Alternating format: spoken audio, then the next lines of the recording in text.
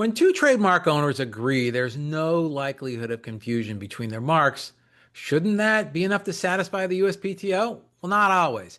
In a recent precedential decision, the Trademark Trial and Appeal Board rejected a consent agreement between two parties using the name Gasparilla, finding that the agreement wasn't enough to overcome a refusal based on likelihood of confusion. I'm Scott Hervey, a partner at Weintraub Tobin, and I'm joined today by my partner, Richard Buckley. We're going to talk about the TTAB's decision in Ye Mystic Krewe of Gasparilla and what it teaches us about how to draft a consent agreement that will actually work on today's installment of the briefing.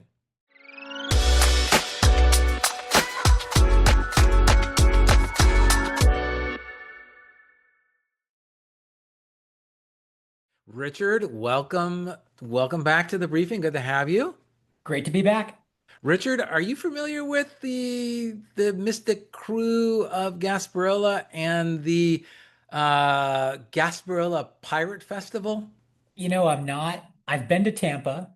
I've litigated a case in Tampa, but somehow the Mystic Crew of Gasparilla escaped me, I have been to unfortunately. Tampa. I have never seen or heard of the Mystic Krewe of Gasparilla or the Gasparilla Pirate Festival until this case.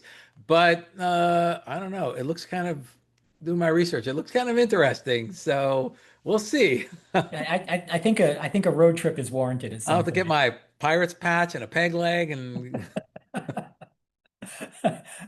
Well, anyway, the applicant in this case, Ye Mystic Crew of Gasparilla, is, as we suggested, a Tampa-based organization that's been around for over 100 years. They're famous for organizing Tampa's annual Gasparilla Pirate Festival, a massive civic event that celebrates the mythical pirate Jose Gaspar or Gasparilla. right.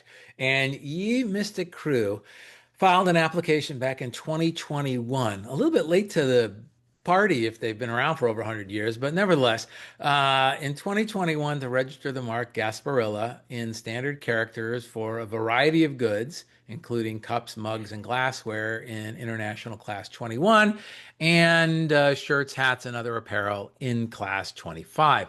The application was initially based on intent to use. Again, strange since they've been around for 100 years, but okay. And later amended to the supplemental register once the organization began using the mark in commerce.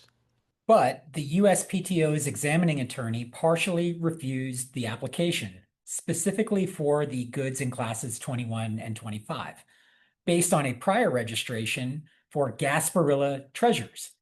That registration covered, among other things, beverage, glassware, hats, shirts, and sweatshirts. Right. The examining attorney issued what's called a Section 2D refusal. That's a refusal to register a mark that's the subject of a trademark application based on likelihood of confusion with a prior registered mark. Here, the examining attorney found likelihood of confusion between the marks. Because the marks shared the identical dominant term, Gasparilla, and because the goods were overlapping, the examiner concluded that consumers were likely to think that the products came from the same source. After that refusal was made final, Ye Mystic Crew asked for reconsideration.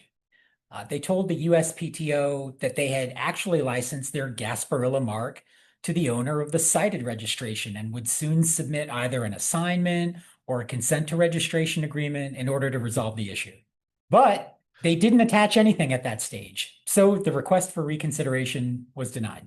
Right. I don't know. I think that was a little mistake there. Okay. So when they appealed to the TTAB, they finally submitted a trademark consent agreement between themselves and Gasparilla Treasures, the registrant, and they asked that the refusal be withdrawn. The board remanded the application back to the examining attorney to consider the trademark consent agreement. But after reviewing it, the examiner said that it was a naked consent and refused registration. And that's what led to this particular precedential opinion because the board took a close look at the trademark consent agreement and explained why it wasn't enough to allow Ye Mystic Krewe of Gasparilla's mark to be registered. Before we get to that, it's worth remembering what the USPTO says about consent agreements. Under TMEP Section 120701, a consent agreement between trademark owners can carry great weight in overcoming a Section 2D refusal if it reflects a reasoned assessment of the marketplace. Right. That means that the agreement should explain why confusion is unlikely and include specific measures the parties will take to avoid it. Things like having different logos or different packaging or limiting trade channels or agreeing to cooperate if confusion ever occurs. But a naked consent, as the TMEP calls it, is one that simply says, we don't think confusion will happen without explaining why. And as sexy as a naked consent may sound, those get little or no weight at all. Exactly. The Federal Circuit has emphasized that a consent's value depends on its content. The more detailed and realistic it is about marketplace conditions, the more persuasive it becomes.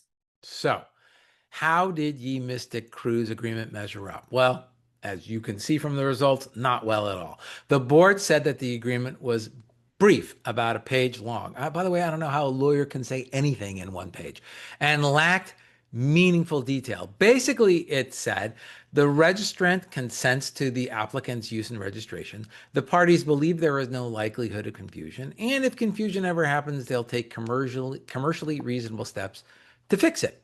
The board called that a naked consent because it didn't explain why the parties thought confusion was unlikely or how they planned to avoid it. And when the board looked at the actual marketplace context, the agreement fell apart. The marks were highly similar. In fact, Gasparilla was fully contained in Gasparilla Treasures. The goods were identical or legally identical, the same shirts, mugs, and hats, and there were no restrictions on trade channels or consumers. Right. The board noted that when marks are this close and goods overlap, the degree of similarity required to find confusion is low. Consumers could easily see Gasparilla as a shortened version of Gasparilla Treasures or assume both come from the same source. The board also pointed out that the agreement didn't say anything about using different logos, different trade channels, or separate fields of use, nor did it provide any meaningful history of coexistence. Even if the marks had been simultaneously used since their claimed dates, that would only be about a year, too short to prove that confusion had not occurred. Ultimately, the TTAB concluded that the consent didn't outweigh the other DuPont factors. Those are factors that a court will take into account when determining likelihood of confusion, all of which pointed towards likelihood of confusion.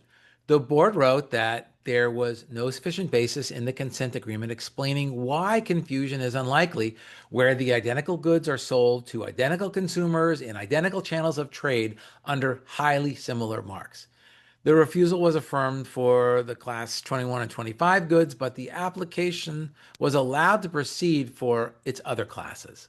This case is a good reminder that a consent agreement isn't a magic bullet. When the marks and goods are identical, you need more than mutual assurances, you need substance. Right. To be persuasive, a consent agreement should show the work. That means that it needs to explain the party's reasoning and include concrete steps for avoiding confusion. In this case, the court noted that there is no per se rule that a consent, whatever its terms, will always tip the balance to finding no likelihood of confusion. And therefore, it follows that the content of each agreement must be examined. So, here's some practical tips based on this decision when it comes to drafting an enforceable consent agreement. So, spell out the differences, explain how the marks are used differently, different logos, different trade dress, or different marketing. Address trade channels. If the goods and services are sold through distinct outlets, say so clearly. Include restrictions. Agree not to use the marks on each other's goods or in the same regions or same marketplace. Show coexistence. If the parties have coexisted without confusion for a period of time, document it with dates and with evidence and plan for the future.